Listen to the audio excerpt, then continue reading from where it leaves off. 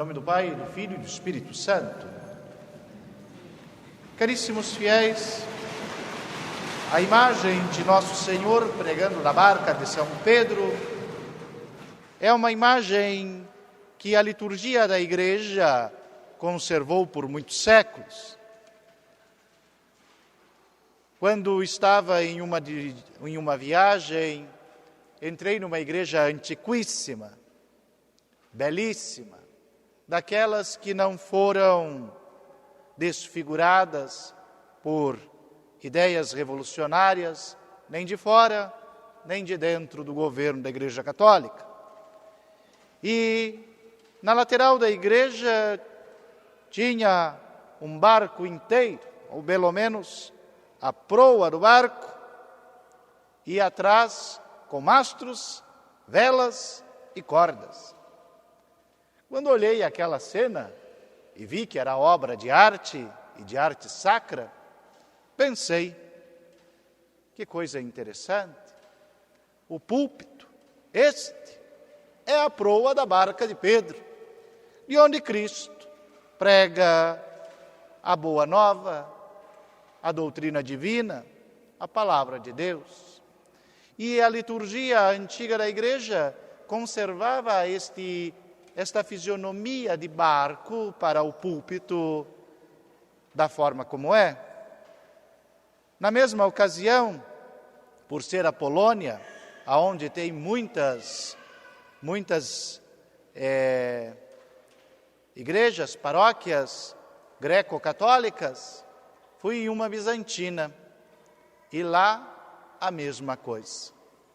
Tanto no rito latino quanto no rito bizantino, a liturgia conservara por tempo esta forma da proa da barca de Pedro, para que dali se anunciasse a pregação, se fizesse a prédica.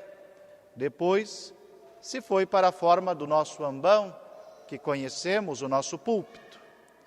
Olhemos com atenção que nesta cena encontramos uma multidão que comprime o Senhor, do qual não se pode falar de tão perto sem sofrer a consequência de que querem chegar mais e mais perto a ponto de quase sufocá-lo.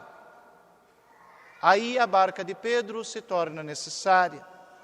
Afasta-se um pouco e de lá, de pé daquela proa, pode anunciar com tranquilidade toda a sua doutrina divina. Coisa boa esta. Ali estão entre os ouvintes o próprio São Pedro, dono do barco, que senta não à frente, mas atrás de Cristo que fala e observa mais próximo que os outros. Está lá também São Tiago e São João, resgatados de um desânimo, de uma tristeza. O trabalho, aquele terreno, sustento, fonte do pão de cada dia, ou melhor, do peixe de cada dia, foi muito escasso. O mar se mostrou mesquinho, não deu de seus peixes, não deu de seus frutos. Ali, nestes desânimo, surge a cena da novidade. Cristo, a multidão, a pregação.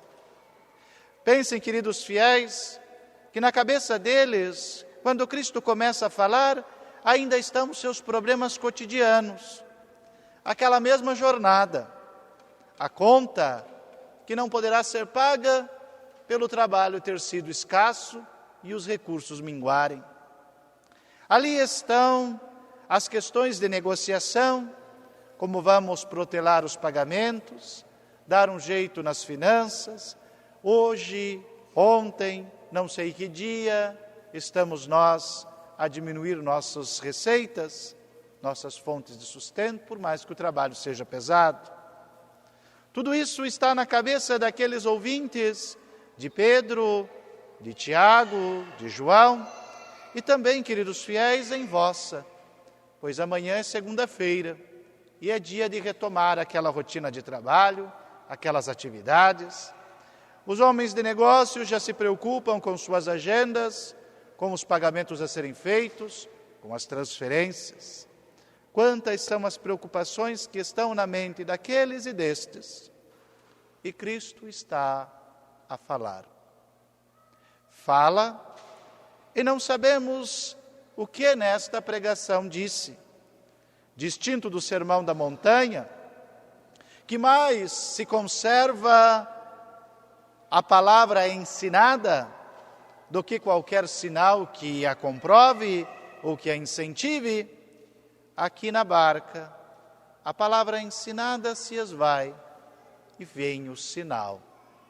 Aquele depois que o discurso termina, depois que a prédica cessa, o olhar de Nosso Senhor a Pedro, que estava atrás dele, manobrando o barco.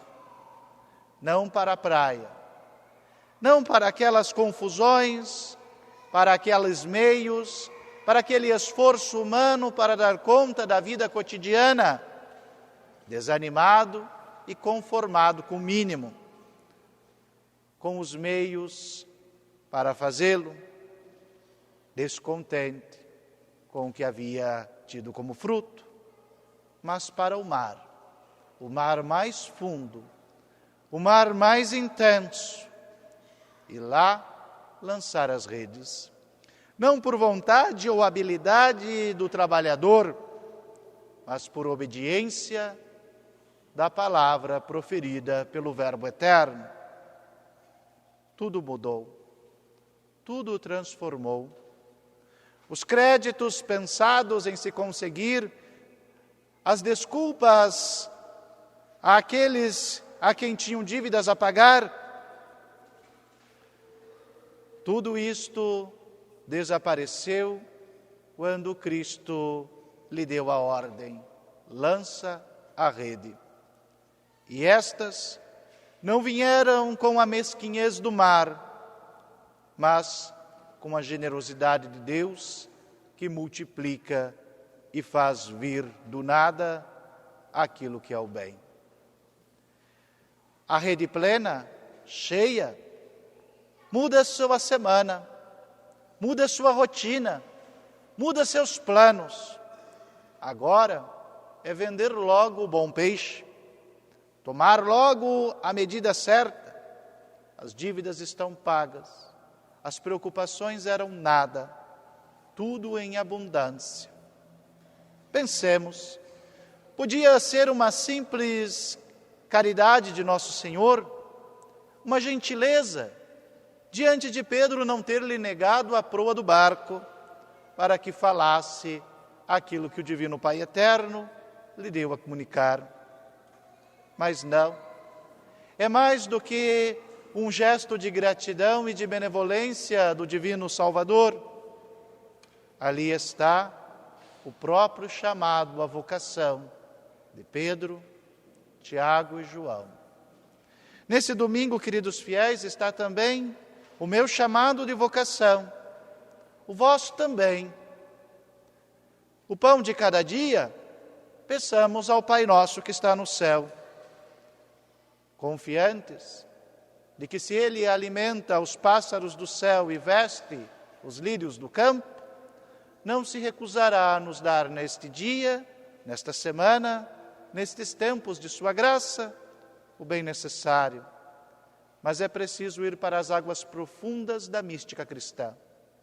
Não se conformar simplesmente com uma vida honesta, bem vivida, de caridade recíproca. É preciso avançar à santidade interior, as águas mais profundas do chamado que Deus faz ao homem que tem sua imagem e semelhança, de ser santo e de anunciar a boa nova a todas as gentes. Que o Senhor, neste domingo, fortaleça a minha e a tua vocação, para que não se fique apenas no pão de cada dia, mas no pão do céu, que é graça de Deus. Louvado seja nosso Senhor Jesus Cristo.